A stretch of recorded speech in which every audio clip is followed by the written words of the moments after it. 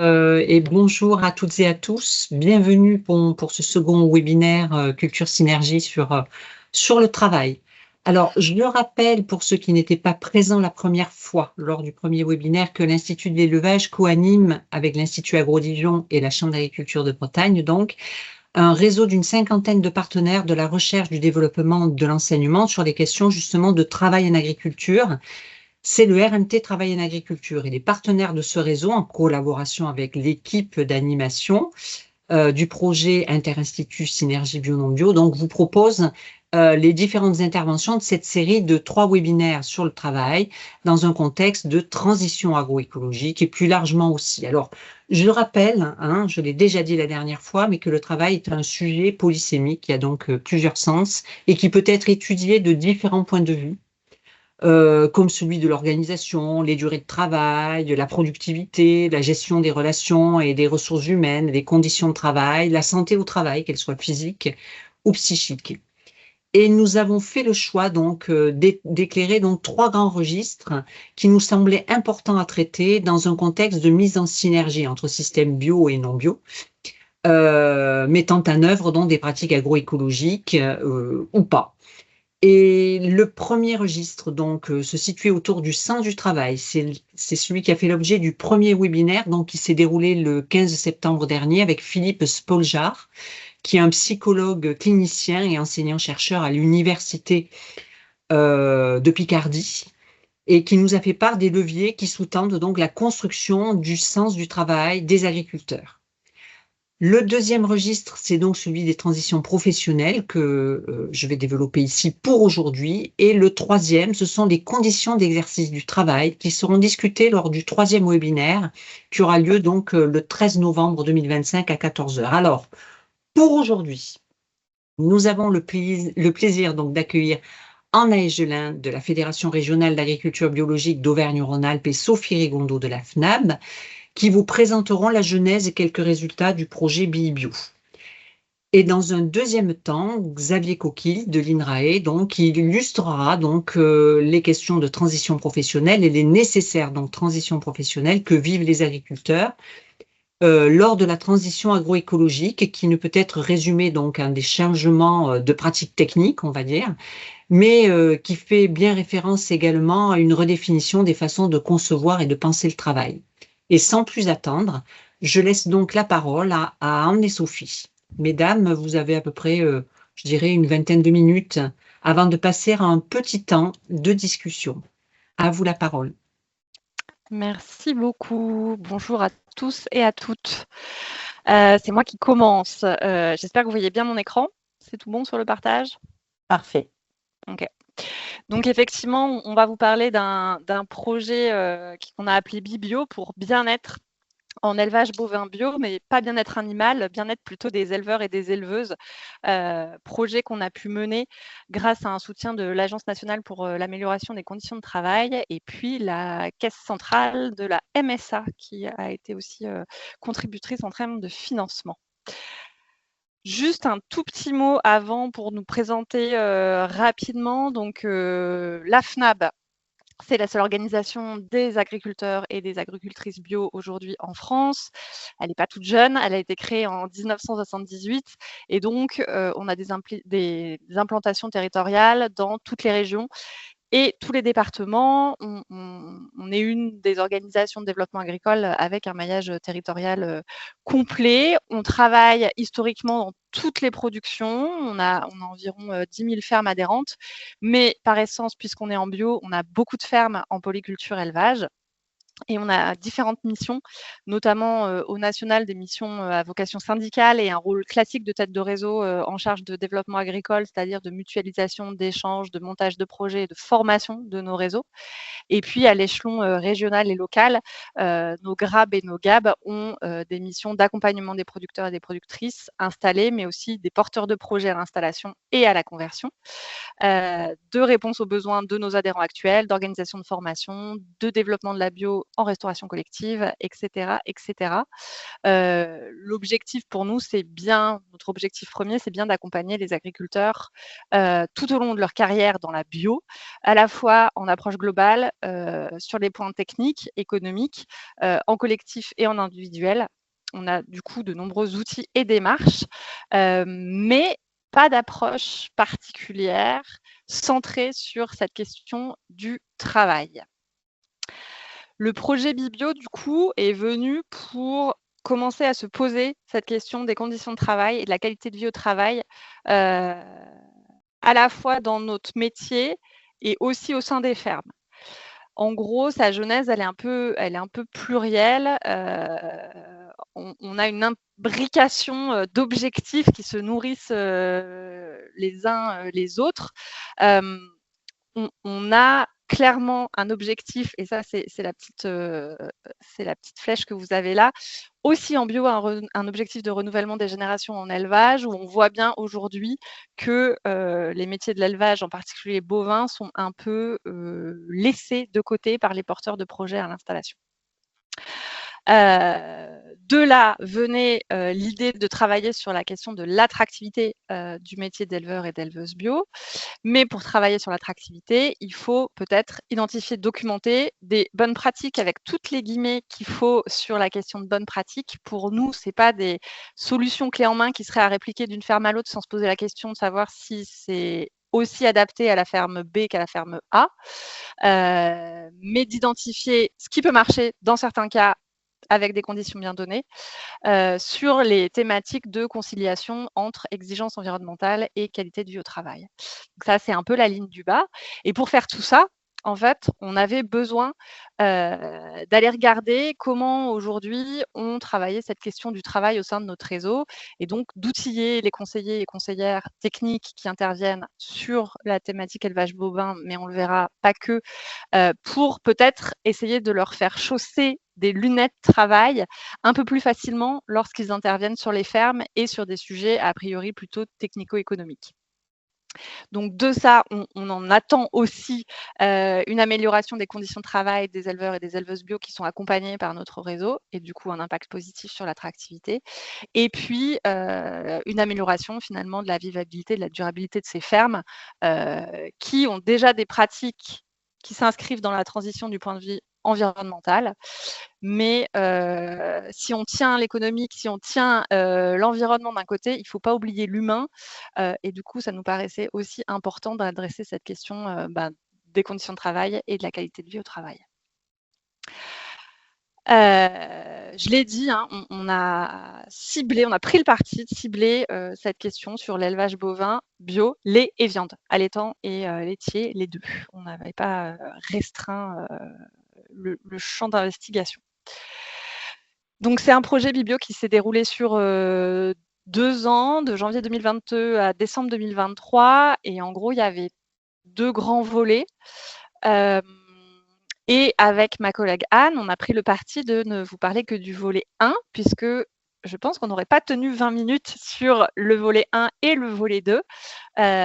Donc, on va se concentrer sur le volet 1. Et puis, si vous avez des questions sur le volet 2, on pourra prendre le temps justement d'échange pour peut-être vous présenter ou approfondir quelques points sur cette thématique-là. Le volet 1, il était centré vraiment sur nos gestes métiers, notre façon de faire aujourd'hui au niveau du réseau et essayer d'aller piocher peut-être des choses qui se font dans d'autres réseaux sur la question de la prise en compte des conditions de travail quand on fait de l'accompagnement auprès d'agriculteurs, pour pas réinventer l'eau tiède, mais s'inspirer éventuellement de choses qui nous auraient parlé en termes d'approche et de méthodologie. Donc ça, c'est le premier volet dont on va vous parler là. Et puis, volet 2, c'était plutôt ciblé du coup sur la partie ferme et éleveurs et éleveuses, avec des groupes d'échange, des investigations de terrain et des entretiens semi-directifs avec des éleveurs et des éleveuses pour essayer de trouver et de comprendre ce qui fait que dans certaines fermes, ça va bien au niveau des conditions de travail et que les gens sont satisfaits de leurs conditions de travail et qui peuvent dire qu'ils ont une bonne qualité de vie au travail. Notre objectif là du volet 2 en sortie, c'était d'aller vers de la valorisation et de la communication et on a notamment produit des vidéos qui sont disponibles sur notre site Produire Bio, qui s'appelle Bien dans mes bottes en bio. Si vous cherchez sur Google, vous allez les trouver, de jeunes éleveurs et éleveuses, jeunes parce qu'ils ont moins de 40 ans. Donc, d'après la définition jeune agriculteur, on est toujours dans le jeune. Donc de jeunes éleveurs et éleveuses qui racontent un peu leur quotidien, mais d'une façon un peu innovante, qui puissent parler justement à des publics qui s'interrogent peut-être sur le fait de s'installer en agriculture et pourquoi pas en élevage. J'enchaîne du coup sur le volet 1, la première étape. C'est vraiment de ça qu'on voulait vous parler, et puis du coup des résultats de cette étape-là. Comment on est allé un peu investiguer ce qui se faisait au sein de notre réseau en termes de prise en compte du travail dans l'accompagnement, dans l'animation, dans le conseil qu'on porte aux agriculteurs.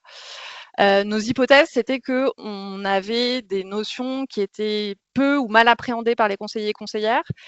Et c'est pas du tout quelque chose de négatif parce qu'en fait, on recrute des gens principalement pour leurs compétences en agronomie ou en zootechnie et sur la manière dont ils se positionnent par rapport aux éleveurs et aux éleveuses, et bien sûr, parce qu'on est le réseau bio, sur sans doute leur sensibilité environnementale.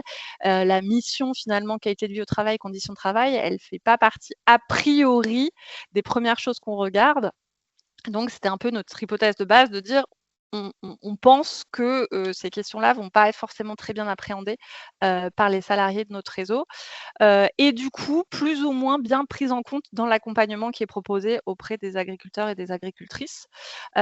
Aussi, parce qu'au niveau de la taille de réseau et des structures de notre réseau, on n'a pas développé de méthodologie ou d'outils très formalisés, spécifiques sur cette question de conditions de travail ou de qualité de vie au travail.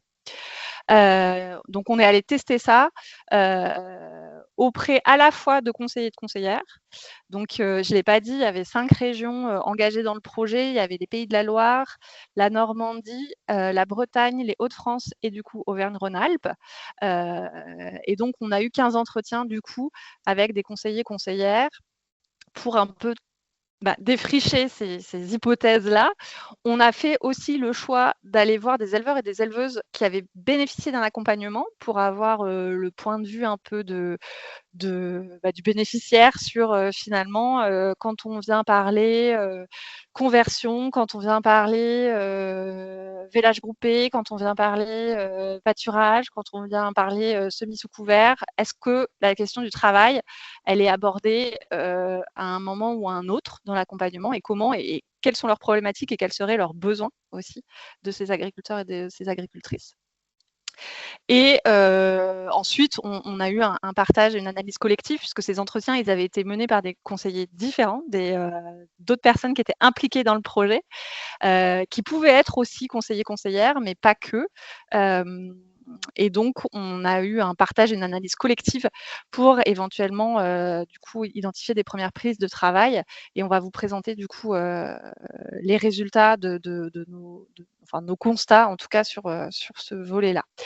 On avait un objectif à la fois côté conseiller et côté éleveur et éleveuse d'avoir un panel varié, pas un panel représentatif, on est sur un très petit échantillon, donc on ne vise pas du tout une représentativité, mais on cherchait à avoir d'un côté et de l'autre des profils variés en termes d'âge, de sexe, d'antériorité dans le métier, d'expérience précédente, de formation, avoir de la variété, de la diversité dans ce panel avec du coup tout un tas de choses différentes à nous raconter.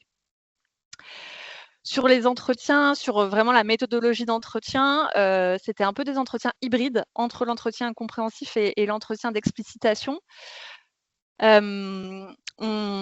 En fait, moi, dans mon ancienne carrière professionnelle, je faisais ça. J'ai bossé avec des sociologues du travail et des ergonomes et donc j'avais été formée à la méthodologie. Donc, c'est moi qui ai pu transmettre un certain nombre de bases aux personnes qui ont mené les entretiens ensuite avec les conseillers, conseillères et les agriculteurs et les agricultrices. Et donc, dans chacun des cas, il y avait des objectifs un peu différents je l'ai un peu dit, hein, mais côté conseiller-conseillère, évoquer le parcours individuel des personnes pour savoir qu'est-ce qu'ils faisaient ou qu'est-ce qu'ils faisaient pas, qu'ils intégraient cette dimension travail dans leur activité. Bien identifier quel mandat ils avaient aujourd'hui dans leur poste actuel et quelle marge de manœuvre ils pouvaient avoir éventuellement pour intégrer cette problématique des conditions de travail dans leur activité. Et puis, une fin d'entretien un peu plus directive pour le coup, pour aller vers finalement des pistes d'amélioration sur l'accompagnement des éleveurs et des éleveuses, et puis une identification des besoins qu'ils auraient pour être peut-être plus attentifs à la question des conditions de travail quand ils sont en situation d'accompagnement d'agriculteurs et d'agricultrices. Côté agriculteurs et agricultrices, donc éleveurs, éleveuses, on était plutôt sur l'identification de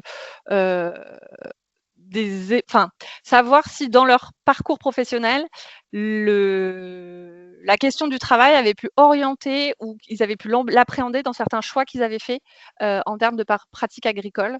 Est-ce que finalement on allait vers certains itinéraires techniques ou certains choix en termes de conduite d'élevage, pas forcément juste pour la technique, mais aussi parce qu'il y avait derrière une question du travail qui se posait. Et des fois, c'est pas forcément très explicite, mais en creusant, on se rend compte que cette question du travail, elle peut être vraiment au cœur de certains choix. Et puis, l'enjeu aussi, c'était d'identifier des pistes pour améliorer éventuellement leur accompagnement. Donc là, interroger le bénéficiaire pour savoir ce qu'il attendrait de mieux dans l'accompagnement dont il peut bénéficier auprès de notre réseau. Voilà pour moi.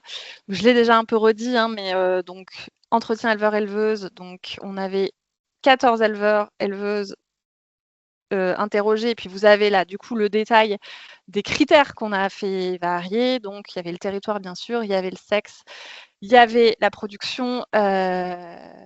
On a essayé de trouver des noms issus du milieu agricole, mais c'est compliqué en élevage bovin, même en bio. Circuit long, circuit court, avec des tranches d'âge variées, et puis des gens avec plus ou moins d'antériorité, d'ancienneté dans leur métier. Pour vous partager quelques éléments d'ambiance, on avait vraiment, alors, des biais, bien sûr, parce que du coup, on avait des éleveurs et des éleveuses qui vous avaient répondu favorablement à notre demande. Donc, on avait des gens qui étaient a priori intéressés sur le sujet, puisqu'ils avaient accepté de dédier du temps à cet entretien. Et plutôt des gens proches du réseau, voire très proches. C'était assez équilibré là pour le coup. Mais voilà, on avait à peu près la moitié des 14 éleveurs qui étaient souvent soit des administrateurs, soit des gens qui siègent dans nos commissions ruminants à l'échelon territorial ou national. On a fait des entretiens qui étaient longs.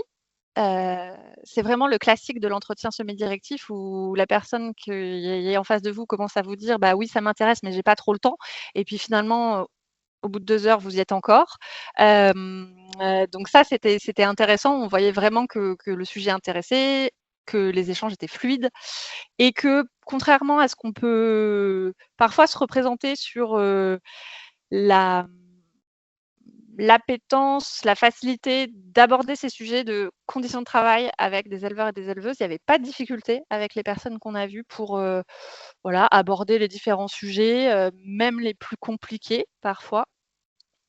Et après, on a aussi un biais peut-être facilitant qui était qu'on n'avait pas de pression dans cette étude parce qu'on était vraiment sur une phase de défrichage et d'ouverture. On n'avait pas, on cherchait pas de solution directe, on était vraiment dans un échange ouvert, et on était bien sûr dans le cadre d'entretien bilatéral confidentiel. Côté entretien salarié, vous avez aussi les éléments d'échantillon à gauche là sur la diapo. On a eu aussi des échanges très riches avec des salariés qui étaient disponibles, ouverts et intéressés par les échanges, d'autant plus intéressés qu'en fait, le constat était qu'ils avaient très peu d'espace de dialogue sur leur travail en fait. Ils n'avaient pas l'habitude de partager sur leur pratique à ce point-là, c'est-à-dire que Ils peuvent échanger sur leur approche de certains gestes de métiers qu'ils font. On fait de l'animation, pardon, par exemple, sur l'accompagnement à la conversion, l'accompagnement à l'installation. Mais on n'est pas dans de l'individuel, on est souvent dans du collectif et on ne va pas à ce point-là chercher chez le salarié une mise à distance de sa pratique et du coup un regard sur sa pratique professionnelle. Et ce qu'on pouvait constater aussi, c'est qu'il y avait une certaine forme de difficulté à parler de ses compétences vraiment sur la question du travail, de la part des conseillers et conseillères de notre réseau, aussi pour les questions que j'ai déjà évoquées. On n'embauche pas dans le réseau des sociologues du travail, des ergonomes du travail, des psychologues du travail. Du coup, fatalement, il y a des mots ou des concepts qui viennent peut-être moins aisément quand on parle de conditions de travail et de qualité de vie au travail. Moi, je m'arrête ici et du coup, je passe la parole à Anne. Eh bien, du coup, je prends le relais. Je te laisse la main pour les diapos si ça ne te pose pas de problème. Du coup, les principaux enseignements. Alors, je tiens à rappeler que Sophie l'a indiqué. Au préalable, chacun des intervieweurs de salariés et d'éleveurs-éleveuses, on a eu une trame méthodo commune. Sophie nous a formés et on a pu travailler avec une méthodo commune, une trame de questionnement commune et des objectifs qu'on avait pu partager. Donc même si notre échantillon était limité, on a pu faire de la mise en commun et ça a été très riche de mettre en commun aussi le résultat de ces entretiens. Par rapport à l'hypothèse qu'on testait au démarrage, c'est-à-dire que a priori il y avait peu de sujets travail dans nos différents métiers de salariés au sein du réseau des groupements producteurs bio, on s'est rendu compte que en gros on s'intéressait au travail sans le savoir, et à partir du moment où on prend un peu le temps de regarder ses propres pratiques, on s'est rendu compte que la question du travail n'était pas absente du tout des missions d'accompagnement que l'on pouvait faire, quels que soient les types de métiers que l'on peut avoir, alors qui des animateurs ou animatrices, qui des conseillers techniques, qui des conseillers d'entreprise, autres. La dimension travail apparaissait dans nos différents types de métiers. Toutefois, c'est une dimension et une thématique qui apparaît de façon variable. On a fait le constat que c'était loin d'être systématique, que l'hypothèse qu'on n'avait pas tellement de méthodologie stabilisée ou identifiée s'est avérée exacte. Elle n'était surtout pas toujours conscientisée, ni même explicitée.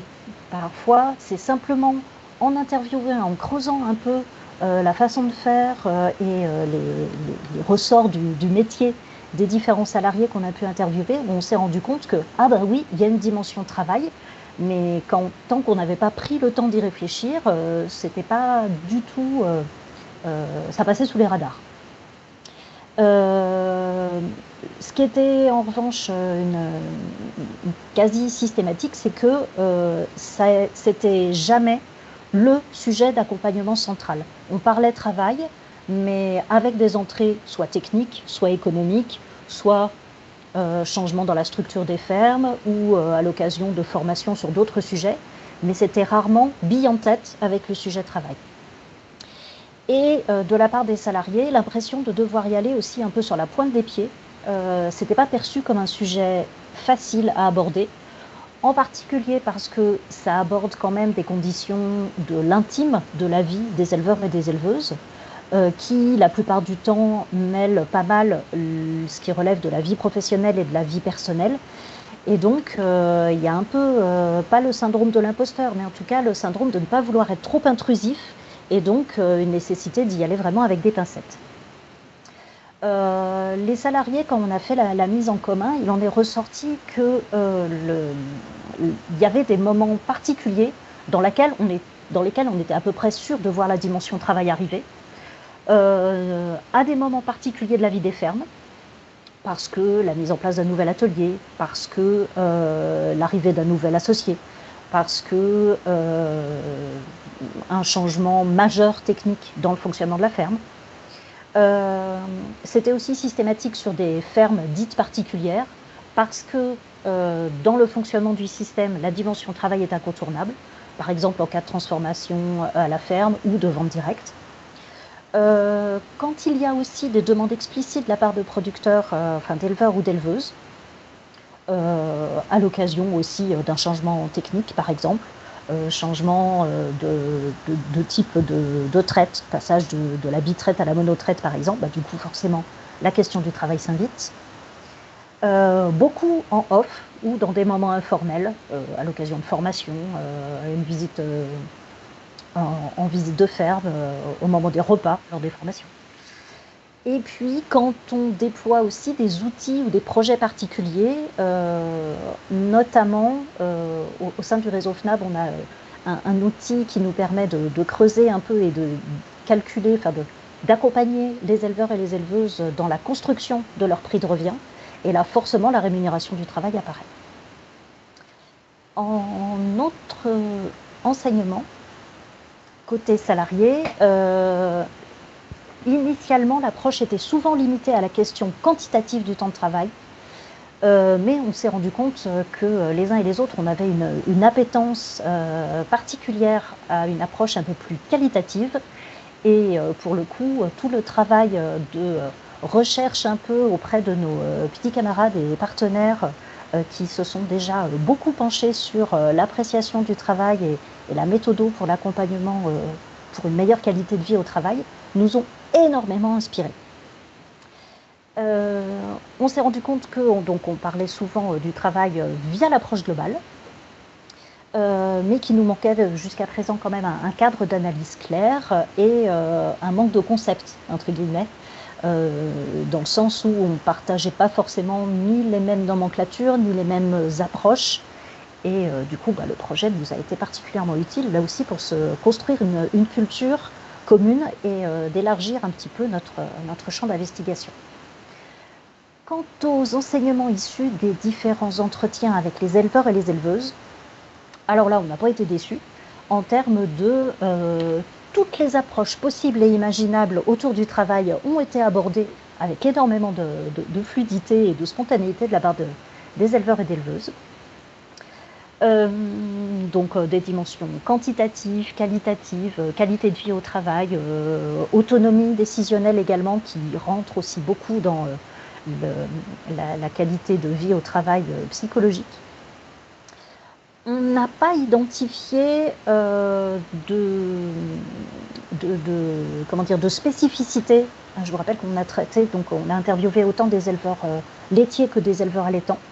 On n'a pas identifié de spécificité lait versus viande en termes de façon d'appréhender le travail, notamment par rapport aux questions d'astreinte, dans le sens où, vu de l'extérieur, on peut faire du comparatif d'astreinte laitier versus allaitant, sauf que vu de l'intérieur, les éleveurs ne sont pas en posture de comparatif, et donc à partir du moment où ils travaillent avec des animaux, et c'est leur choix, la question de l'astreinte est rarement vécue comme étant une contrainte, mais comme une caractéristique de leur métier, voire même une de leurs motivations. Donc ça nous a un peu surpris d'un point de vue salarié de voir que finalement la question de l'astreinte n'était pas forcément ni un problème, ni si centrale que ça. Et enfin, on a aussi observé, alors là c'est peut-être un biais lié au fait que on travaille en bio, c'est notre réseau, et donc les éleveurs et les éleveuses qu'on a interviewés sont en bio et donc ont à un moment ou à un autre fait le choix de conduire leur système en bio. On a du coup observé une bonne capacité de leur part à prendre du recul par rapport à leur système, voire à questionner, voire à bouleverser les normes professionnelles.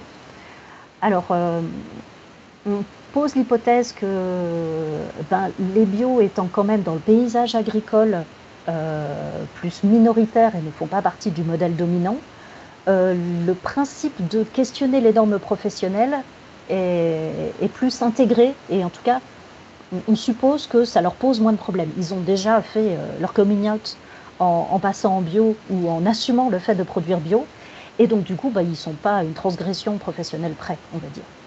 Je caricature à dessein. Autre caractéristique qu'on a pu identifier aussi, chez les éleveurs et les éleveuses qui avaient eu une vie avant leur installation, même en étant issus du milieu agricole.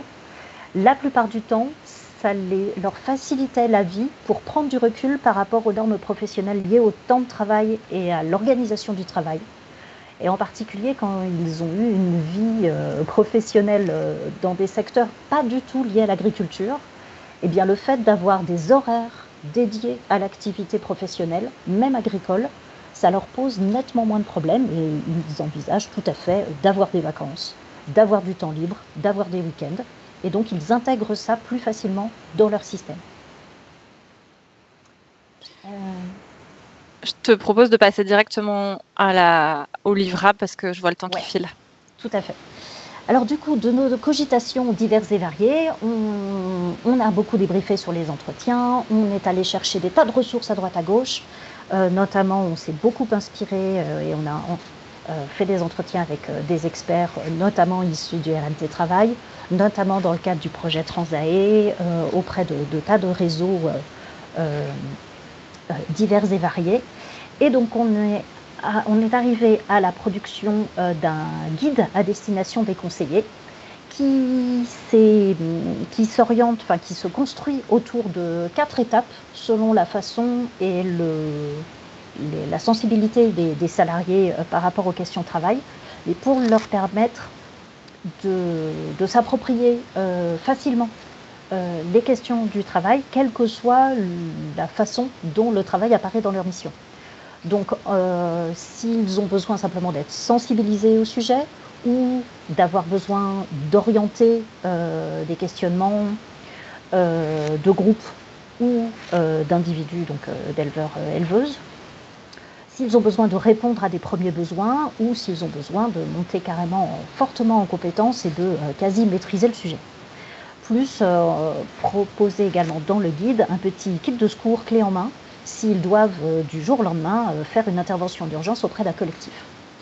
Donc un guide succinct qui chiffre aussi le temps nécessaire à monter en compétence et qui renvoie vers plein de ressources, soit préexistantes qu'on a identifiées et qui nous plaisent bien, soit des ressources que l'on a construites nous-mêmes à partir de nos entretiens, notamment des fiches outils pour clarifier le mandat ou la posture que l'on doit avoir en termes d'accompagnement, quelques préconisations sécurisantes aussi pour ne pas se sentir devoir répondre et trouver des solutions à tous les problèmes liés au travail sur les fermes, mais pour revoir à la fois les ambitions à quelque chose de gérable, des préconisations pour de l'accompagnement individuel ou de l'accompagnement en collectif et des trucs et astuces également pour pouvoir faire face à des situations difficiles ou à se constituer un petit carnet d'adresses à dégainer en cas d'urgence. Voilà, désolée pour avoir un peu dépassé les 20 minutes prescrites.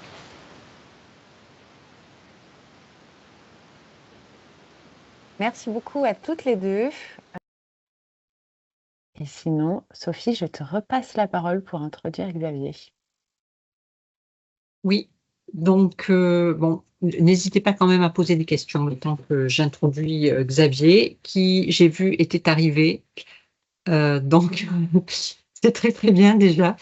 Donc voilà, moi je pense que Xavier va s'introduire tout seul déjà, hein. Il va se présenter un petit peu le fil de ses travaux justement, qui ont débuté probablement à partir de sa thèse et qui se sont poursuivis aussi dans le cadre du projet Transae, auquel j'avais participé, des collègues du RMT Travail avaient participé aussi, et qui a été un projet, un grand marqueur sur ces questions de travail et de transition agroécologique, qui a été un projet vraiment très marquant.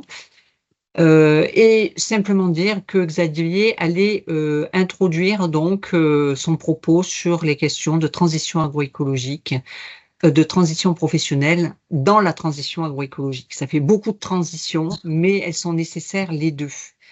Xavier, est-ce que tu es là? Oui, je suis là. Vous m'entendez bien? Super bien.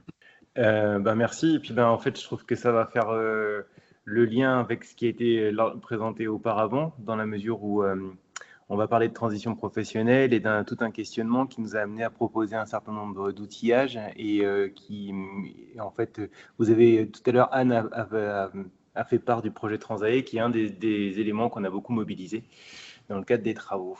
Alors moi, je m'appelle Xavier Coquille, je suis chercheur à l'INRA, enfin INRAE, pardon, à l'UMR Territoire, qui est en fait une UMR qui est basée à Clermont-Ferrand et qui est une UMR qui regroupe des effectifs INRAE, VETAGROSUP, AgroParisTech et Université Clermont-Auvergne. En fait, moi, à la base, je suis ingénieur agronome, mais finalement, les questions de conversion à l'agriculture biologique qui m'intéressaient au tout départ m'ont amené à me centrer de plus en plus sur les hommes et les femmes qui vivaient ces conversions.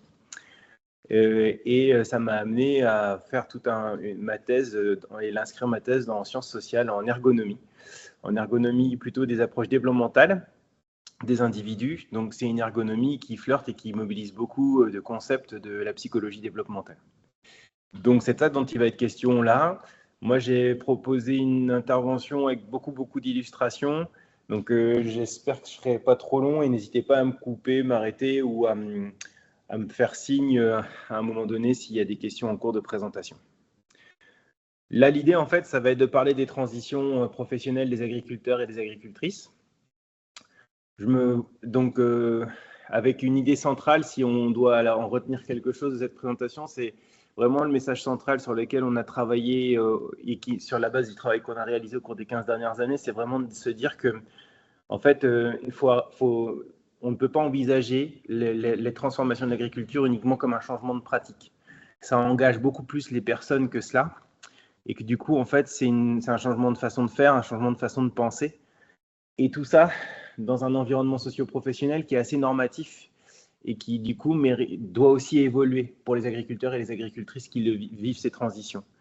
C'est donc une double transformation, puisqu'ils doivent se transformer eux-mêmes et en même temps également et faire un peu, au moins marginalement, évoluer leur environnement socio-professionnel. Et ça montre bien l'ampleur du challenge pour celles et ceux qui se lancent. Et aussi, ça montre aussi l'ampleur des freins, si je peux m'exprimer ainsi, pour celles et ceux qui se questionnent et qui n'osent pas se lancer. Donc, je vais essayer d'illustrer ça au cours de cette présentation et puis sur la base des travaux qu'on a pu faire au cours des 15 dernières années. Alors, je dis on parce qu'en fait, on ne travaille jamais seul, on travaille avec des équipes, des collègues. Et puis, je vais également essayer de parler un petit peu de la façon dont le travail ensuite avec le développement a pu se mettre en place, même si vous venez d'avoir une super illustration par la présentation précédente.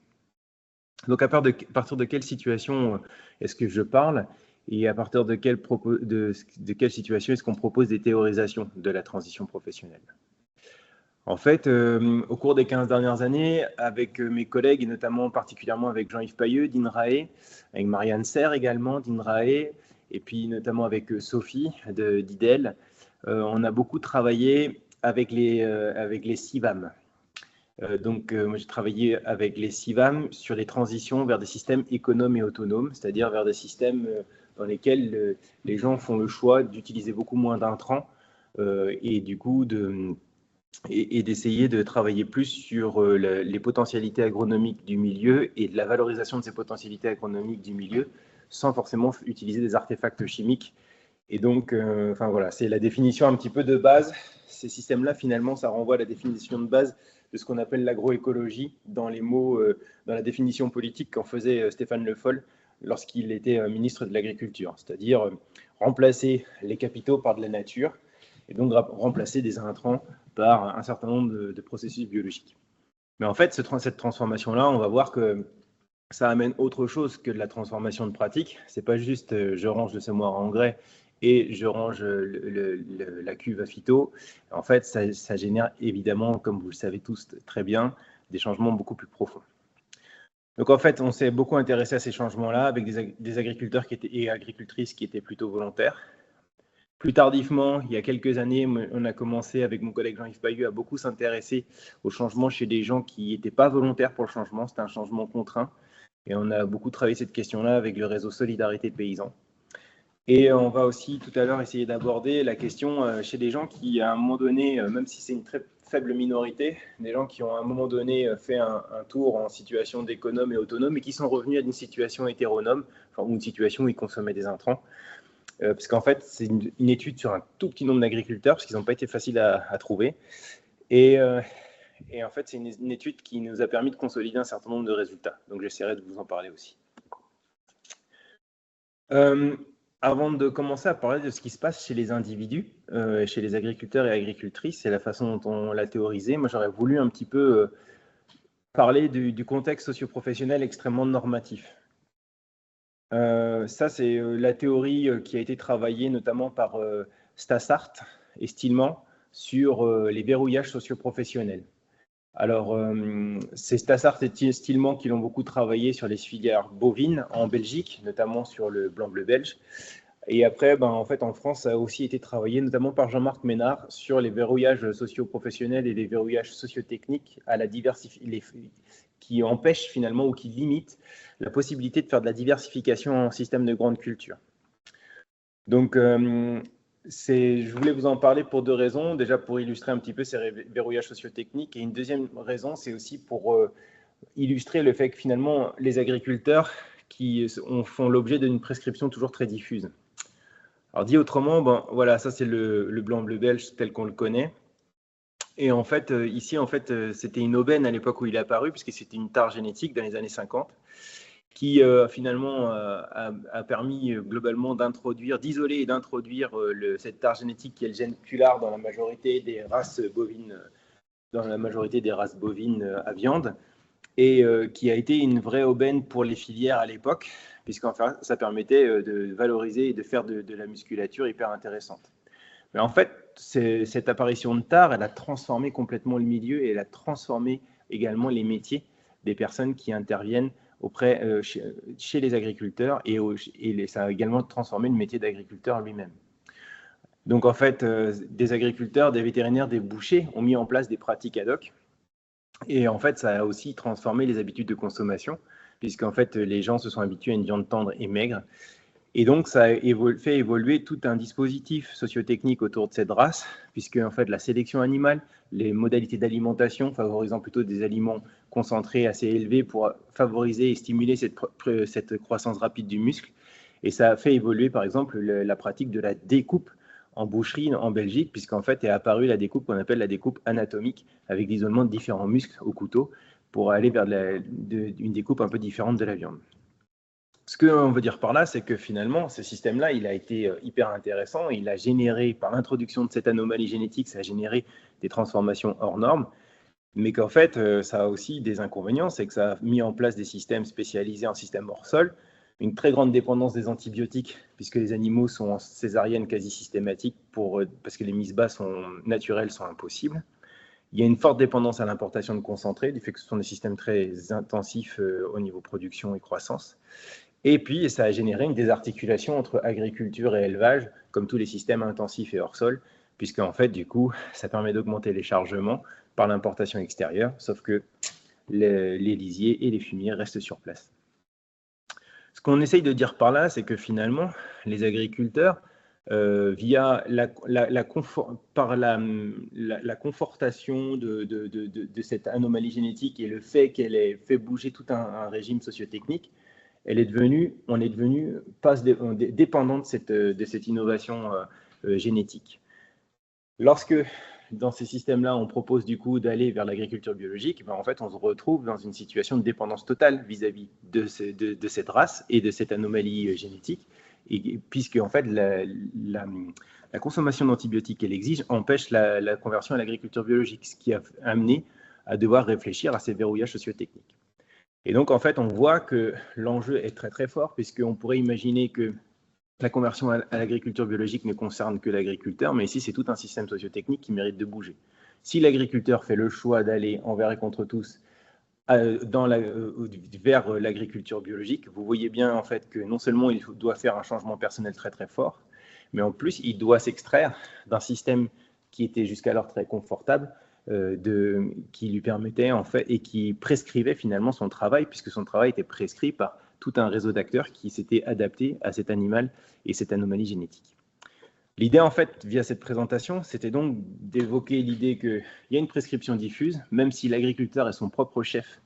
Eh bien, en fait, au-delà de la prescription par ses parents, les habitudes qui se transmettent de génération en génération, etc., dont on parle souvent, en fait, les choix techniques et les technologies qui se sont développées et la façon dont elles sont confortées et finalement un peu imposées, sans qu'elles soient réellement imposées, mais qui sont un peu imposées du fait d'être présent sur un territoire et dans un milieu socio-professionnel, c'est quelque chose qui est quand même assez marquant et qui est quelque chose dont on doit, lorsqu'on engage une transition professionnelle qui amène à changer ses façons de faire, il faut être en capacité non seulement de faire face à ses propres peurs pour pouvoir changer soi-même, mais il faut aussi être en capacité de s'affirmer face à un réseau qui, quelque part, était jusqu'alors très réconfortant et qu'il faut aussi soit réconforter ou soit lui tourner un peu le dos au moins un moment pour être en capacité de choisir un chemin différent.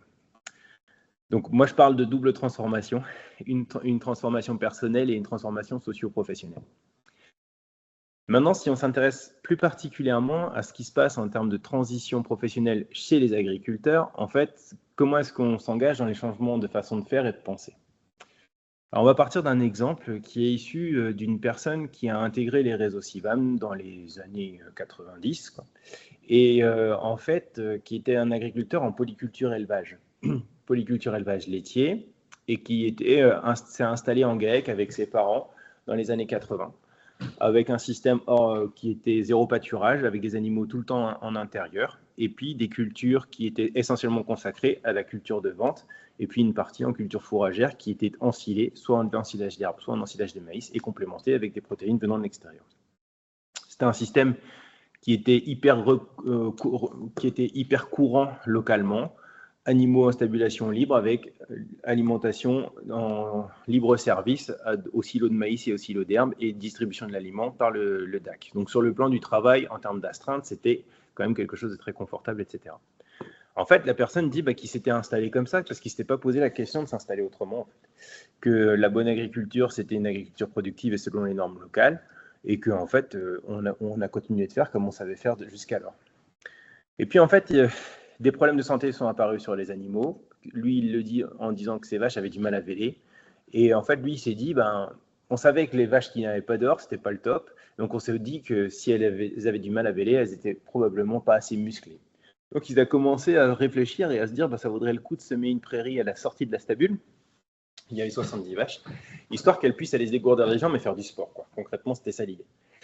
En fait, ça lui a permis de commencer à se poser des questions pour semer cette prairie et à se dire que, en fait, ça, il ne savait pas faire, quoi. Il savait semer des RGI, des raies d'Italie, pardon, mais semer des prairies pour le pâturage, il n'avait jamais fait. Et du coup, il s'est formé. Il est allé à la chambre d'agriculture et il s'est formé. Et il a rencontré la méthode Pochon et le pâturage tournant. Et en fait, cette méthode Pochon, il en a retenu des choses essentiellement autour du semis de la prairie, et il en avait retenu des choses autour de la hauteur d'entrée et hauteur de sortie des animaux. Et en faisant ça et en découvrant cette méthode, ça lui a ouvert un petit peu un nouveau monde, et il s'est dit que, voyant ces vaches dehors, il s'est dit qu'il aurait bien augmenté un petit peu. Et puis il s'est rendu compte, en augmentant un petit peu le pâturage, très progressivement en augmentant chaque année le pâturage, il s'est rendu compte que les périodes de pâturage lui coûtaient moins cher et qu'il faisait de plus en plus d'économies. Et ils ont décidé aussi de monter un groupe d'éleveurs après cette formation pour échanger autour de la pratique du pâturage.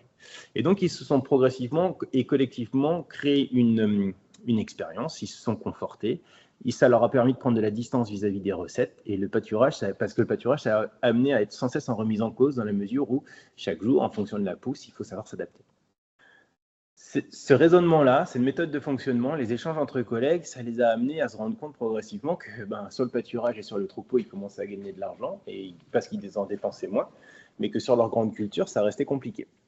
Et donc, ça les a amenés à mobiliser d'autres méthodes pour essayer de progresser techniquement aussi autour de leur variété, autour de leurs itinéraires techniques de grande culture, avec des méthodes pour déterminer eux-mêmes les seuils de traitement, et ensuite aller jusqu'à la production de semences fermières, y compris pour les maïs, avec des maïs population, ou y compris même pour les tournesols, etc. Et en fait, ce que j'essaye de dire par là, c'est qu'il y a eu des outils un peu clés, la méthode Pochon, POSI, PRE, les semences fermières, qui leur ont permis, et ces outils clés, ils permettent plusieurs choses. Ils permettent de se déplacer sur le plan technique, mais ils permettent de se déplacer aussi sur les façons de penser son rapport, de penser son travail. Le distance vis-à-vis des recettes qui n'avaient jamais été remises en cause jusqu'alors, le distance vis-à-vis de l'expertise d'un technicien qui était là, mais du coup, dont on n'était pas capable de se détacher parce qu'on savait pas, on s'était jamais posé la question de savoir si le seuil de traitement, on était d'accord avec ou pas. Et également, en fait, des distances vis-à-vis de prescriptions techniques, telles que le pâturage au fil, c'est une perte de temps. Et lui disant, non, en fait, moi, je me suis rendu compte en le faisant que le pâturage au fil, certes, je ne gagne pas de temps par rapport à distribuer une décileuse, mais c'est un travail que je préfère, etc. Et ça me fait gagner de l'argent par rapport à démarrer le tracteur. Donc, ce qu'on essaye de dire par ici, c'est que finalement, cette transition progressive, c'est une transition professionnelle. C'est un développement de monde professionnel, pour dire les choses autrement. Alors, pourquoi est-ce que je dis ça? En fait, la théorie des mondes professionnels, c'est une théorie qui a été mise au point c'est une façon de théoriser le travailleur, le monde professionnel, et qui a été proposée par Pascal Béguin. Ce sont les petits triangles jaunes. En fait, le monde professionnel, c'est quoi? C'est que, en tant que travailleurs, nous tous, on cherche à établir un travail un peu cohérent pour nous. C'est-à-dire qu'on a des tensions au quotidien, mais qu'on essaie de faire en sorte de faire tenir ces tensions-là. La façon dont on pense son travail, l'objet de son travail, c'est-à-dire ce qu'on mobilise au quotidien, il y a des arrière-plans, il y a des façons de faire, des façons de penser, des connaissances dont on a besoin pour le mettre en œuvre. Mais il y a aussi des normes professionnelles et des valeurs que l'on mobilise pour le mettre en œuvre. Et ces normes professionnelles, c'est comment est-ce qu'on définit un travail bien fait. Les valeurs, c'est comment est-ce qu'on se définit dans le monde. Et en fait, l'ensemble, que ce soit les pratiques, les normes professionnelles, les valeurs, il faut que ce soit assez cohérent. Lorsque la cohérence ne fonctionne plus, lorsqu'il y a une trop grande distance entre le travail qu'on considère comme être bien fait et ce qu'on est en capacité de faire pour plein de raisons, en fait, la tension est tellement forte que ça génère un mal-être au travail et que ce mal-être au travail, à un moment donné, il est suffisamment fort pour se dire là, ça ne peut plus durer, il faut que ça change. Pourquoi est-ce qu'on a besoin d'être aussi mal au travail pour devoir engager un changement? C'est parce qu'en fait, ces mondes professionnels, ils sont extrêmement stables. Ce qui veut dire quoi? Ça veut dire que c'est très, très coûteux pour la personne, sur le plan moral, psychique, physique. C'est très coûteux de changer de monde professionnel. Parce que si on utilise une expression bien connue, on sait ce que l'on perd lorsque l'on va le quitter, ce monde professionnel, mais on n'est pas sûr de ce qu'on va gagner. Donc, il y a un saut dans l'inconnu qui est tellement coûteux qu'en fait, il faut vraiment souvent, il faut être dans une situation d'inconfort très, très fort pour changer. Les initiateurs, en fait, de cette transition qu'on a pu noter à travers nos études, il y en a 4. C'est la distance entre ce que l'on fait et ce que l'on pense. Lorsque ça devient insupportable, on sent que les gens, ils ont besoin de se réaligner. Et du coup, en fait, ils essayent de changer pour remettre un peu de cohérence là-dedans. Des difficultés pratiques, c'est ce qu'on a vu dans l'exemple précédent, avec des vaches qui n'arrivaient plus à véler et des gros problèmes vis-à-vis de ça. L'accès à l'impensable, alors ça, c'est l'idée de dire en fait, voilà, on a parfois aussi, on ne change pas parce qu'on ignore ou on ne connaît pas suffisamment bien d'autres façons de faire ou d'autres façons de penser auxquelles on pourrait adhérer. Et que l'accès à l'impensable, ça peut aider. Typiquement, des fois, c'est des choses toutes bêtes. Un agriculteur qui produisait 200 000 litres de lait sur 20 hectares, un système très, très intensif. Et il croise André Pochon qui faisait un tour de table en début d'une formation. Et André Pochon l'interpelle en lui disant « Tu as une très jolie ferme, par contre, tu fais 2 fois trop de lait. » C'était l'époque des quotas laitiers. Et l'agriculteur, en rentrant, il était extrêmement choqué de cette phrase parce qu'il se disait « Mais j'ai jamais imaginé, jusqu'alors, je m'étais jamais autorisé à penser que je pouvais vivre sans produire tout mon quota. » Et en fait, ça, c'est tout bête. Mais il s'est senti autorisé à tester des choses et à se dire, même si je ne produis pas tout mon quota, ça devrait le faire, ça devrait passer. Et puis parfois, c'est l'obligation externe qui amène à changer. Et c'est souvent la situation où les transitions sont un peu les moins fructueuses, on va dire ça. En fait, l'initiateur de la transition, c'est souvent une conjonction de plusieurs de ces facteurs. C'est l'accès à l'impensable avec les difficultés, ou la distance entre le faire et la pensée avec la difficulté, ou l'accès à l'impensable. Enfin, c'est souvent plusieurs facteurs qui amènent les gens à changer. Et ensuite, finalement, le changement, c'est toujours un aller-retour entre ce qu'on souhaite et ce qui se révèle possible, et puis entre des problèmes qui apparaissent et la possibilité de les résoudre. Et donc ça, ce sont des allers-retours permanents. C'est donc une recherche permanente pour aller vers une autre situation. Alors, je ne sais pas si je suis suffisamment clair, mais il n'y a pas de questions pour l'instant, je continue. En fait, nous, on a été assez intéressés à une époque pour se poser la question, en gros, ce que je viens de dire là, dans cette diapositive-là, c'est que finalement, la transition professionnelle, c'est une transition des façons de faire et des façons de penser, et que c'est stable. Du coup, un jour, on a entendu parler de quelques personnes on a eu dans les années 90 pas mal de conversions à l'agriculture biologique et ce qu'on a appelé ensuite les déconversions. Et puis, on a eu aussi dans les CIVAM, on a entendu parler de quelques situations où les gens, à un moment donné, ils étaient en système économie autonome et puis ils sont revenus à des systèmes plus intensifs. Et en fait, on s'est dit, c'est quand même questionnant parce que si vraiment la transition agroécologique, c'est une transition professionnelle, comment est-ce que ces gens-là qui ont fait un choix vers une stabilité, vers des systèmes économes et autonomes, ils sont revenus vers des systèmes peu économes et peu autonomes? Donc, on a voulu aller gratter ces situations. En allant gratter et en les cherchant, en fait, on s'est rendu compte qu'ils étaient très, très peu nombreux à l'échelle nationale et du coup, on est allé en enquêter 6. Donc, concrètement, qu'est-ce qu'on s'est dit? Donc là, c'est le monde professionnel, donc une ferme laitière économe et autonome. Hein. Donc, il y a des connaissances, il y a des normes professionnelles qui définissent les bonnes façons de travailler. Ces normes professionnelles, ce qui est intéressant, c'est qu'elles sont définies à l'échelle personnelle, mais elles définissent aussi les réseaux professionnels avec lesquels on va interagir, parce que souvent, on cherche des réseaux professionnels avec lesquels on peut se mettre d'accord sur des bonnes façons de travailler. Et puis, les valeurs, les rapports au monde, la contribution au monde. Donc, en fait, si je caricature, finalement, quand on s'est posé la question de ces fermes qui sont revenues à un système hétéronome, on s'est dit, globalement, ce sont des fermes laitières qui, à un moment donné, achetaient des compléments, achetaient des intrants, sont passées en un système plus économe avec un peu de fermeture de silos, un peu plus de pâturage, achetaient moins et échangeaient entre pairs, et qui sont revenus à un système où ils distribuaient du maïs, ils complémentaient, etc. On est allé faire un tour dans 6 fermes, il y avait 15 agriculteurs et agricultrices en tout, et on est allé voir un petit peu si ces gens-là, ils avaient fait une double transition professionnelle, ou bien si finalement, ils n'avaient jamais fait de transition professionnelle. Parce que notre hypothèse était de se dire peut-être qu'ils ont juste fait un changement de pratique à un moment donné, et que c'est pour ça que finalement qu'ils n'ont pas réussi à se stabiliser. Alors là, je suis désolé, c'est peu lisible, c'est un exemple dans ces transitions professionnelles-là, où en fait, c'est un père qui était installé, il est au milieu.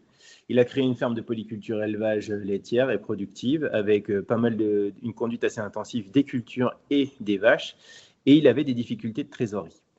Sa compagne, qui figure en bas, elle intervenait en soutien psychologique de son mari, elle gérait la trésorerie et elle avait un métier à l'extérieur. Et puis, en fait, elle posait des questions et elle essayait de travailler sur l'amélioration de la rentabilité et essayer de faire en sorte que son mari garde un petit peu de temps libre aussi pour la famille. En fait, du coup, cet agriculteur, progressivement, il a intégré un groupe dans lequel il est intégré pour discuter pâturage et essayer de mettre ses vaches au pâturage afin d'essayer d'améliorer un petit peu les résultats économiques de sa ferme parce qu'il était en difficulté de trésorerie. Et donc, en fait, finalement, il a commencé à faire pâturer ses vaches, il a fermé un peu son silo au printemps, il a réduit la consommation de concentré.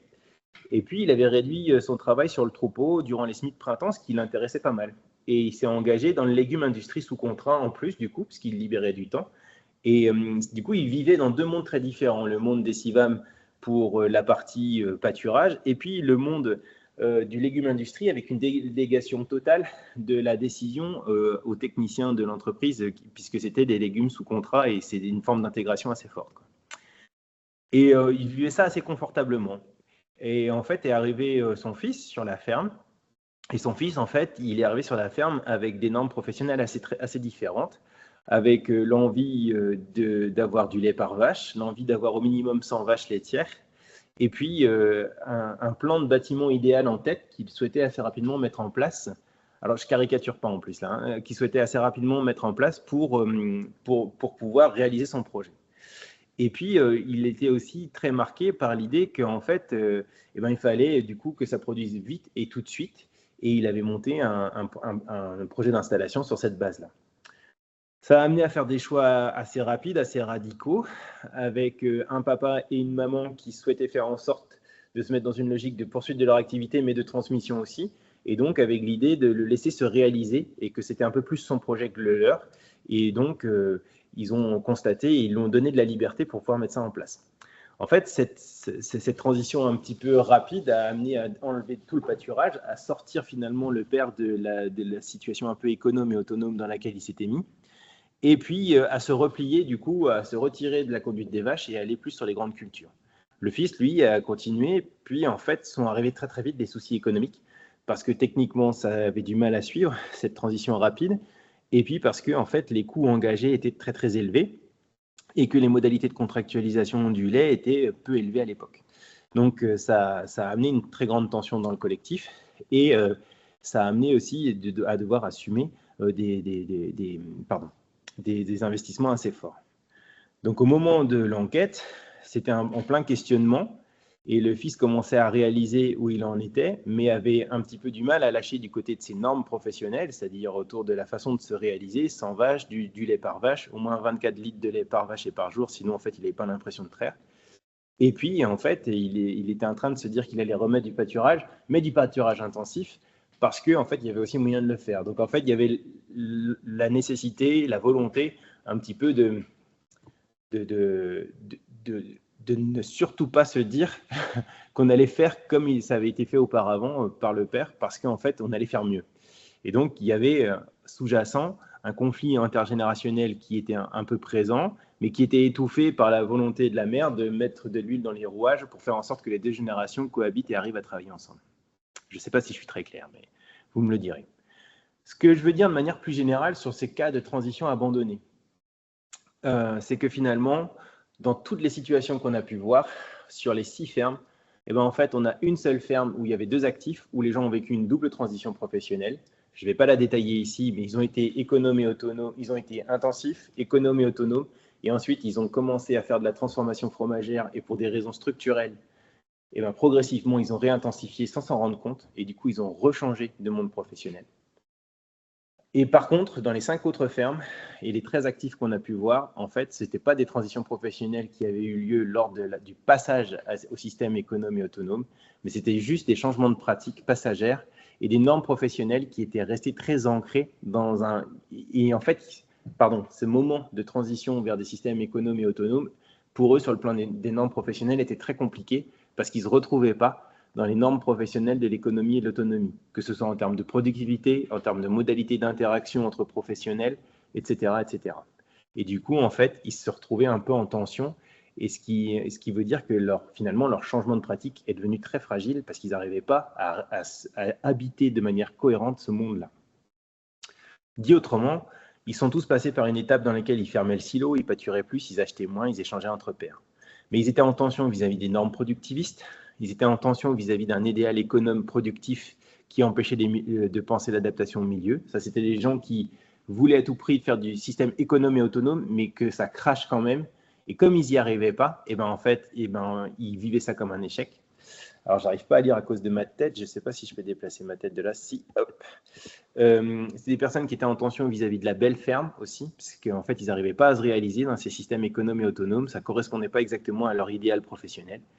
Et puis, des personnes aussi qui parfois étaient en confiance et qui avaient envie de déléguer de la prescription, qui adoraient en fait finalement, qui trouvaient ça confortable intellectuellement et psychologiquement qu'on vienne leur dire ce qu'ils avaient à faire pour certains. Par exemple, la prescription sur les légumes industrie, ce monsieur, le papa de l'exemple d'avant, lui, il trouvait ça super confortable. Il n'avait pas à décider. On lui disait ce qu'il fallait faire. Et puis, des personnes qui étaient en tension aussi vis-à-vis de la modernité technologique, c'est-à-dire des gens qui avaient envie de croire que finalement la modernité technologique arrivera à sécuriser leur situation. Alors en fait, ça les a amenés, ces tensions-là, les a amenés à réviser le souhaitable, réviser ce qu'ils souhaitaient pour le futur. Ça a été consolidé par des réorientations de la PAC, par l'arrivée d'un associé qui pensait comme eux pour le futur et qui du coup les amenait à changer complètement d'orientation. Et puis, il y a un truc qui est très fort et qui pèse très lourd chez ces situations-là, c'est l'engouement autour des promesses de la modernité. C'est-à-dire l'idée de dire, pourquoi on parle de promesses de la modernité, de dire, si vous investissez aujourd'hui dans un robot, par exemple, ou dans une mélangeuse, certes, ça va vous coûter cher, mais une fois qu'elle sera payée ou une fois qu'elle sera en situation d'amortissement, le gain va être énorme, le gain en termes de confort, et puis ensuite, le gain économique.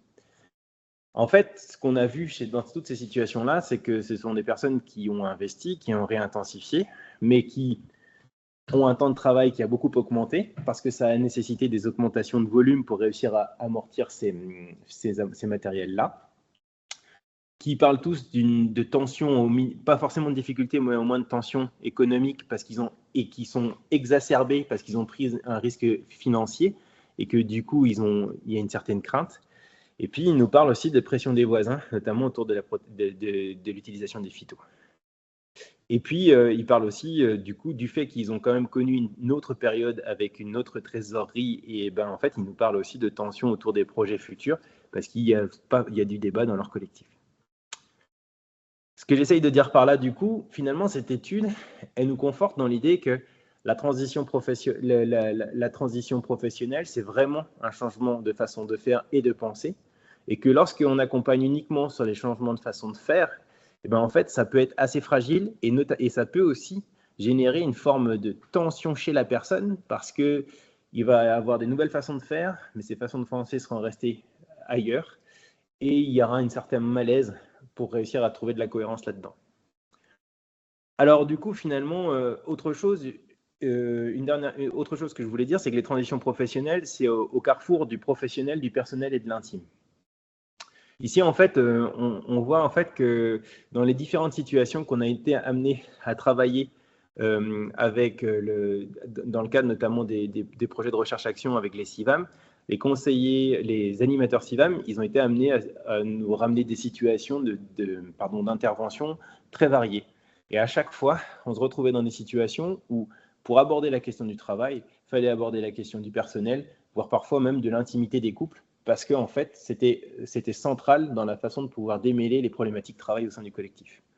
Il y a par exemple eu des situations autour de la difficulté à déléguer l'alimentation des vaches, parce qu'en fait, l'un des associés avait l'impression qu'il faisait mieux et plus vite que l'autre, et il a fallu du coup poser en fait finalement quelles étaient les modalités pour réussir à faire en sorte de laisser l'autre associé pouvoir faire le travail et sans que cette personne-là ait à intervenir. Et donc, ça a amené en fait finalement à leur organisation familiale et à ce qu'ils attendaient les uns et les autres de leur organisation familiale et du temps qu'ils avaient à consacrer à l'alimentation des animaux. Le soin aux humains et aux non-humains. Ici, en fait, on est dans la situation d'un couple avec une femme qui ne venait pas de l'agriculture, qui s'est associée à son mari pour être plus proche de la famille et et en même temps donner un coup de main sur la ferme, et qui s'est retrouvée finalement à la traite et aux soins des veaux, et qui, par le soin des veaux, s'est retrouvée à mettre en œuvre des pratiques qu'elle trouvait inhumaines, qu'elle trouvait pas sympathiques, voire même vraiment qui la mettaient mal par rapport au bien-être des animaux.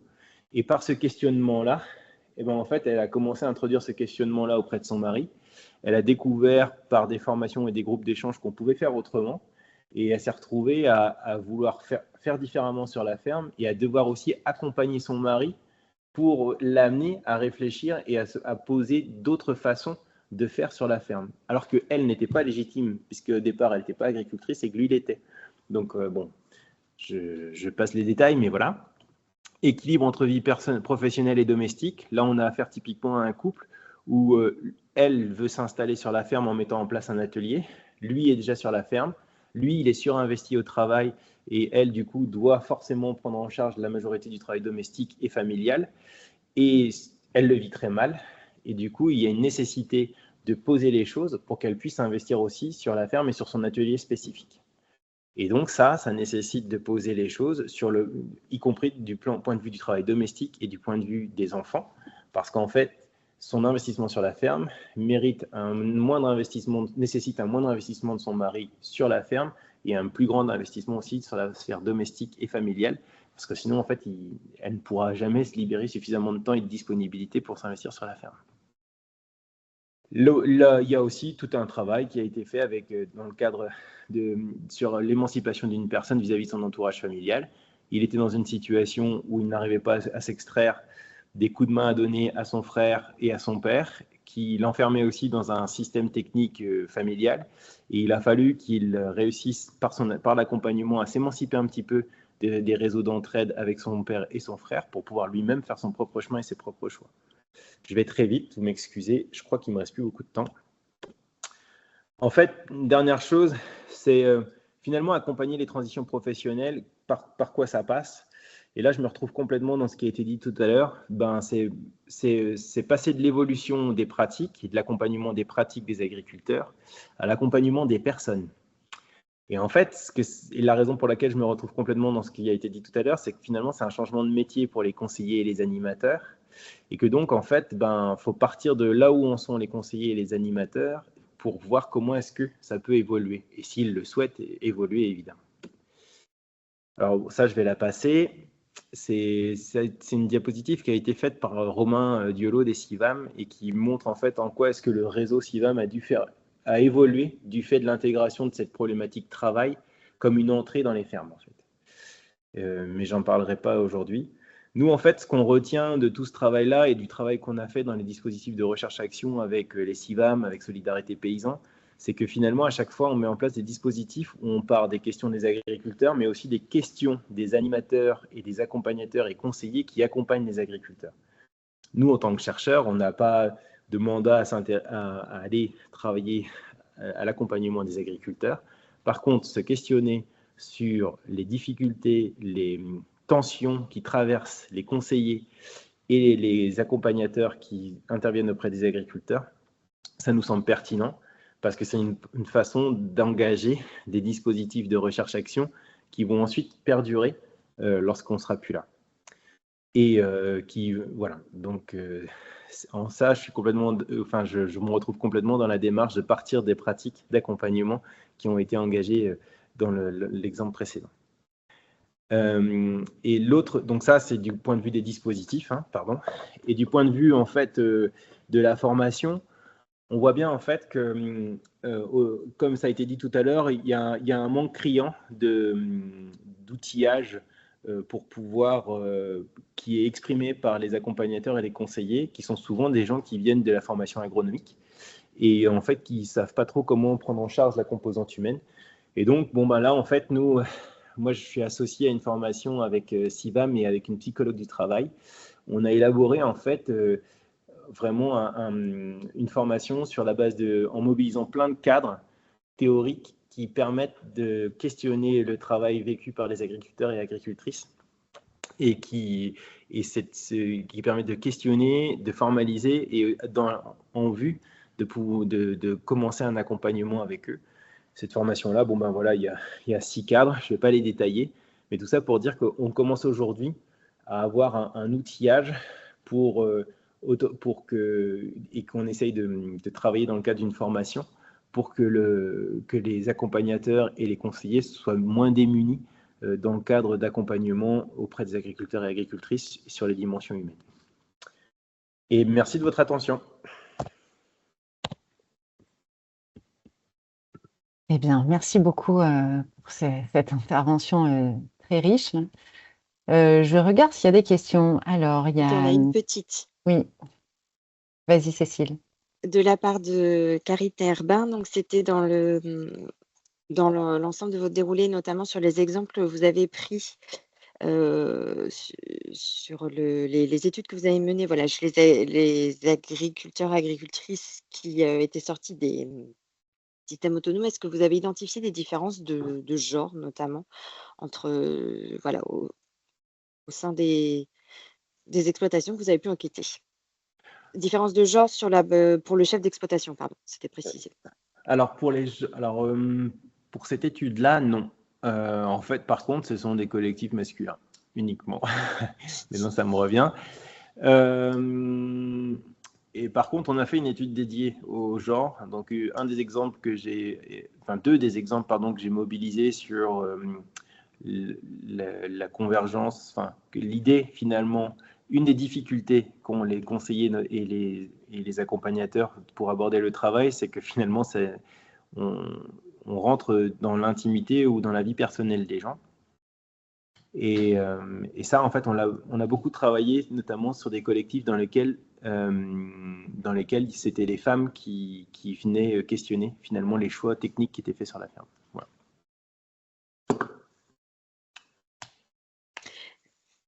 Eh bien, écoutez, merci beaucoup. Alors, on a plusieurs autres questions qui sont arrivées entre les deux. Alors, je vais prendre celle d'Eva Lacarce en premier. Est-ce que les tensions au sein des mondes professionnels sont les mêmes selon les contextes culturels, par exemple notamment à travers l'Europe?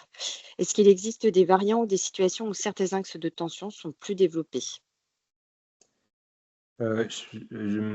Par rapport à ça, en fait, j'aurais pas un recul international, mais déjà uniquement au sein de la population agricole française, si vous allez chez des permaculteurs et chez des éleveurs, chez des gens qui sont en grande culture ou chez les éleveurs bovins laitiers, on va avoir des tensions qui seront extrêmement différentes. Par contre, les mécanismes sont un peu les mêmes. Les tensions principales sont souvent des tensions entre ce qu'on souhaiterait pouvoir faire, ce qui pour nous serait l'idéal, et ce qu'on est en capacité de faire. Alors ça peut être sur le plan technique, ça peut être l'idéal technique, l'idéal de taille, l'idéal. Ça peut être sur le plan écologique. On voit en fait des personnes qui aussi, dans les réseaux alternatifs, on peut aussi voir des personnes qui ont une forme d'aliénation vis-à-vis d'un idéal écologique aussi. Ça arrive, et qui, tant mieux s'ils arrivent à le réaliser, mais qui parfois, pour le réaliser, sont obligés de faire des sacrifices sur le plan familial, etc. Et voilà. Donc, ce que je veux dire par là, c'est que cette façon de penser l'incohérence, et une incohérence qui amène les gens à devoir revoir leur façon de faire et leur façon de penser, elle a une portée assez universelle. Elle n'a pas été pensée dans le champ de l'agriculture. Elle a été pensée pour l'ensemble des travailleurs, en fait, à la base. Et en fait, on voit qu'elle nous aide à penser, nous en tout cas, dans le champ de l'agriculture. Que du coup, les tensions, elles sont assez variées et elles sont un petit peu dépendantes des modèles socio-professionnels qui existent. C'est essentiellement là, finalement, la spécificité. On n'a pas les mêmes normes professionnelles d'un modèle socio-professionnel à un autre. Je ne sais pas si je suis clair. Si vous voulez que je développe, je peux, mais voilà. Alors, merci beaucoup. Alors, il y a plusieurs autres questions qui sont arrivées sur différents canaux, donc je vais essayer de les prendre dans l'ordre. Il y avait une question qui portait sur la formation dont que vous avez abordée à la fin, pardon. Est-ce qu'il existe une formation similaire pour les chercheurs et ingénieurs de projet pour intégrer tous ces éléments dans le montage de projets, dans les indicateurs à suivre, enfin indicateurs, en tout cas les méthodes à mettre en œuvre, etc. Alors, à ma connaissance, non. Ce que j'ai découvert hier, enfin pas découvert hier, mais ce que je vois apparaître, et qui a été renforcé par une intervention à laquelle j'ai assisté hier, c'est qu'on le voit apparaître chez les doctorants, comme des cursus d'évaluation dans les parcours de doctorants. Par contre, sur le montage de projet, non, je ne vois pas ça apparaître encore dans les SWOT. Après, à vérifier, mais voilà. Alors, je me joins à la remarque de la personne, Olivia Tavares. Si vous avez quelque chose, n'hésitez pas à le diffuser. Je pense que ça nous aidera pour tous ceux qui sont autour de la table.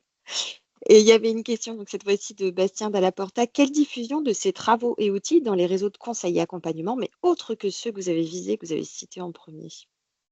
Alors en fait, justement, actuellement, déjà en fait, les formations sont ouvertes à toutes les structures. Vraiment, même si le portage est un portage là, CIVAM, en fait, les intervenants, moi je suis INRAE, Angèle Satch, elle est psychologue indépendante, donc vraiment c'est ouvert et le catalogue de formation est ouvert. Ensuite, actuellement, là, il y a une volonté, alors Sophie en parlera mieux que moi, Sophie Chauvat, mais en fait, on a une volonté d'ouvrir les modalités de travail, c'est-à-dire les cercles de co-développement. On espère pouvoir les travailler dans d'autres réseaux et dans d'autres réseaux que les réseaux CIVAM et Solidarité Paysan. Il y a une volonté de l'ouvrir à d'autres réseaux avec des structures, avec d'autres structures. Parce qu'en fait, on voit bien qu'une des grandes difficultés, aujourd'hui, ce que l'on voit, excusez-moi, c'est qu'une des grandes difficultés, c'est que les conseillers et les animateurs aient du temps dédié pour réfléchir à leur pratique. Et que ce temps de réflexion à la pratique, aujourd'hui, il a du mal à dépasser le moment de la pause café, entre guillemets. Ne voyez aucune injure dans ce que je dis là. C'est plutôt un constat de dysfonctionnement des modalités de de fonctionnement des institutions, en fait. Hein. Il a du mal à dépasser cela et il a du mal à dépasser les cadres formatifs, c'est-à-dire une formation où on vous apporte du contenu.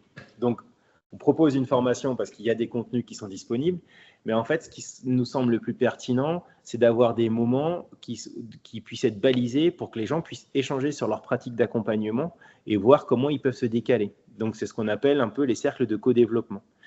Aujourd'hui, on en a un qui fonctionne de manière formelle, qui suite à un projet avec Sivam et Solidarité Paysans, et qui est ouvert aux autres institutions.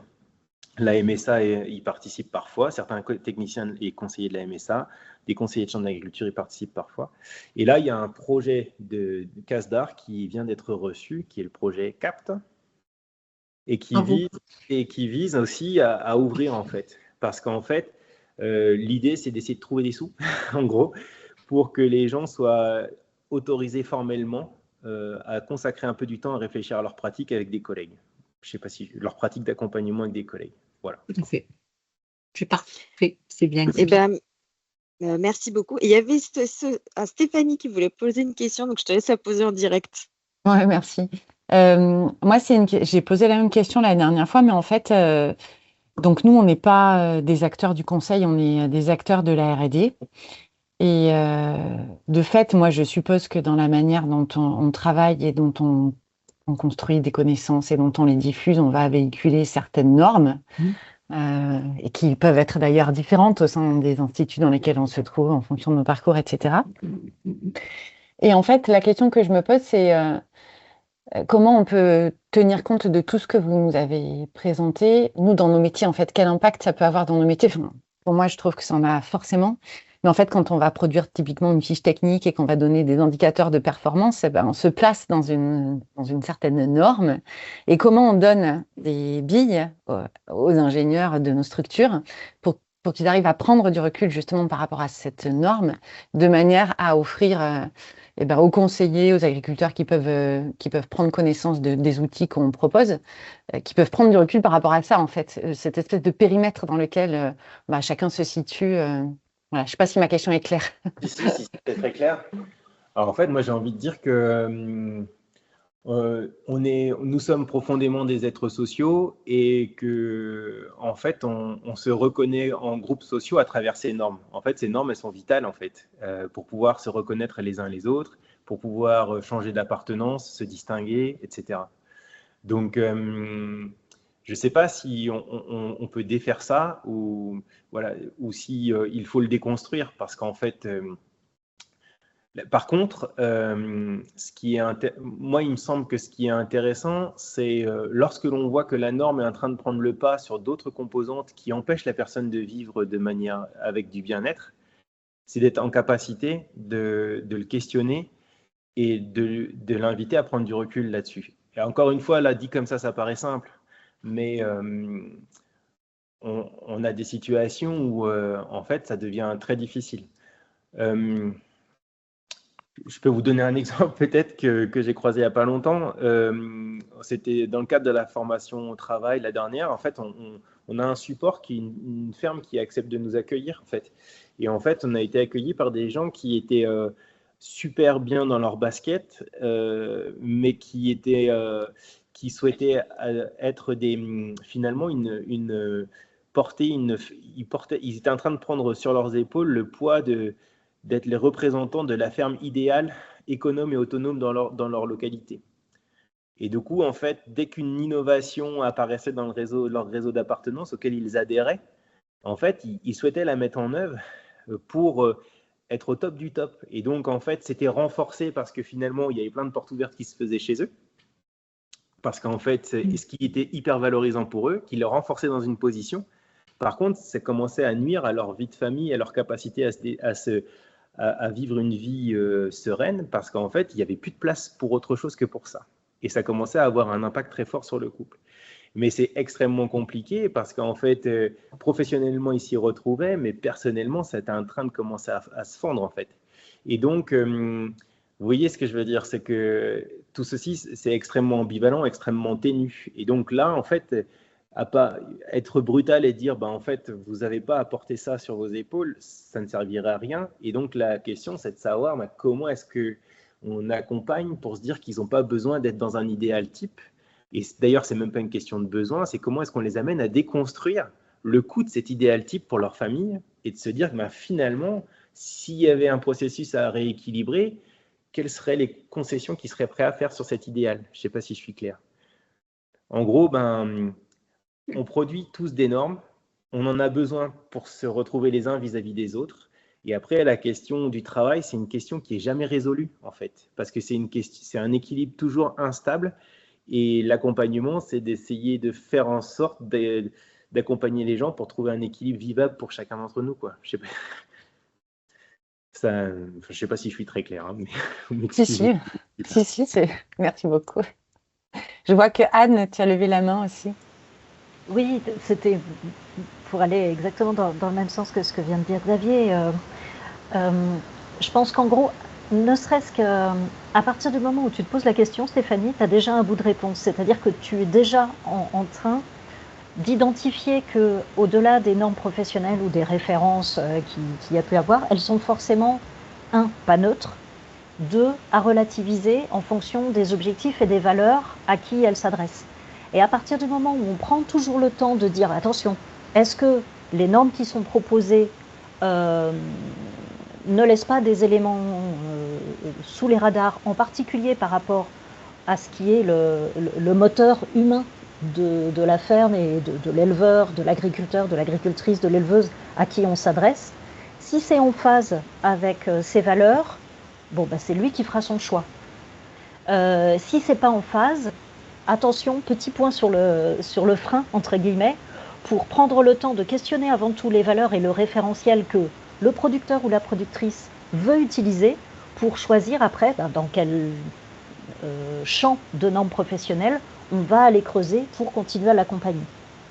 Et je pense que du coup, ta question commence aussi à creuser le fait que jusqu'à présent, alors je caricature à dessein, mais dans la logique de conseil, de R&D, notamment autour de la production de références, on a toujours été dans une logique de performance avant tout technique et économique, ou les deux.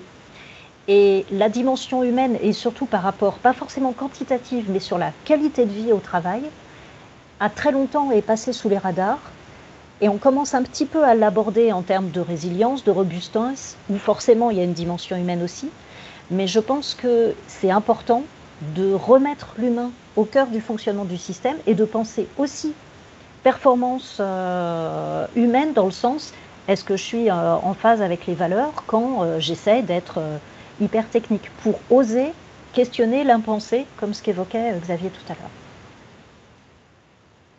Après, ce qu'il faut bien voir, c'est que les transitions, et notamment les transitions agroécologiques, je ne sais pas si je suis audible.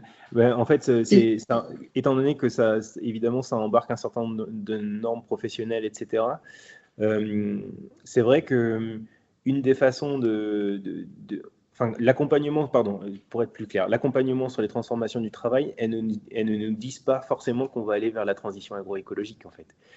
On va vers un mieux-être. Et après, la question de savoir si oui ou non on va vers la transition agroécologique, à partir du moment où on se met dans une posture d'accompagnement, on n'est pas en capacité de le dire d'emblée, en fait, parce que sinon, en fait, on assume d'être dans une posture de perversion, puisqu'on essaye de tordre les valeurs pour les amener vers là où on voudrait qu'elles aillent, quoi. Donc, ça, c'est quand même quelque chose sur lequel il faut être très clair. Ce que l'on voit, par contre, et encore une fois, je pense qu'il faut être extrêmement prudent, mais ce qu'on voit apparaître, c'est que dans les situations qu'on a pu voir, c'est que la place des femmes dans la transition agroécologique, elle peut être très, très importante. Pourquoi je dis qu'il faut être prudent? C'est parce qu'en fait, moi, j'ai toujours très peur que du coup, ça amène à une forme d'instrumentalisation une forme d'instrumentalisation de la femme dans la transition, et que je crois que c'est bon, elles ont payé leur tribut, et c'est pas moi le mieux placé pour le dire, mais voilà, donc en tant qu'homme, je veux dire, mais du coup, en fait, mais c'est là qu'on le voit. Et ce que j'avais trouvé intéressant, moi, quand on a travaillé, même s'il y a des études qui continuent et qui vont creuser ça, mais ce qui est hyper intéressant dans la participation des femmes à la transition agroécologique dans leur collectif, et ben en fait, c'est que souvent, ce ne sont pas à travers des arguments ou des convictions écologiques qu'elles amènent la transition, mais plutôt à travers des situations de soins aux humains, soit aux non-humains. Ras-le-bol de voir leur mari prendre des risques à utiliser des produits nocifs, ou bien, et aussi ras-le-bol de voir des pratiques qu'elles trouvent insupportables, ou de devoir réaliser des pratiques insupportables auprès des animaux. Alors quand je dis insupportable, attention, quoi, je ne suis pas en train de parler d'éleveurs tortionnaires, c'est pas du tout ça l'idée. C'est insupportable, c'est une notion subjective, c'est-à-dire qu'elles ne supportaient plus de faire cette pratique-là, quoi. Et ça renvoie à la subjectivité des gens. Donc j'utilise leurs mots, c'est insupportable.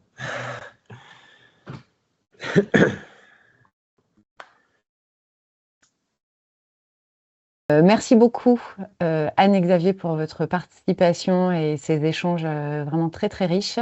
Merci aux participants d'être restés jusqu'au bout.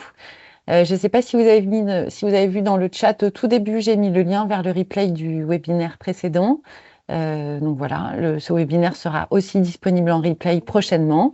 Il est partagé dans un cadre fermé puisqu'il s'adresse uniquement aux instituts. Donc voilà, vous serez informés prochainement de la disponibilité de ce replay. Et puis on se retrouve, comme disait Sophie, le 13 novembre, c'est ça, Sophie? C'est ça, le 13 novembre de 14h à 15h30 avec Annelise Jacot et Gwendoline Éluin. Annelise Jacot qui interrogera donc l'impact des pratiques agroécologiques sur les conditions d'exercice du travail et Gwendoline qui introduira l'application des clics travail. Voilà, un grand merci aux intervenants. Merci beaucoup. Et quant à nous, pour Synergie, on a prévu de remobiliser les contenus des 3 webinaires pour s'interroger à la manière dont on travaille dans Synergie Bio Non Bio, voilà, dans nos actions. Merci à vous. Merci, très bonne fin de journée. Merci. Merci. Au revoir. Au revoir.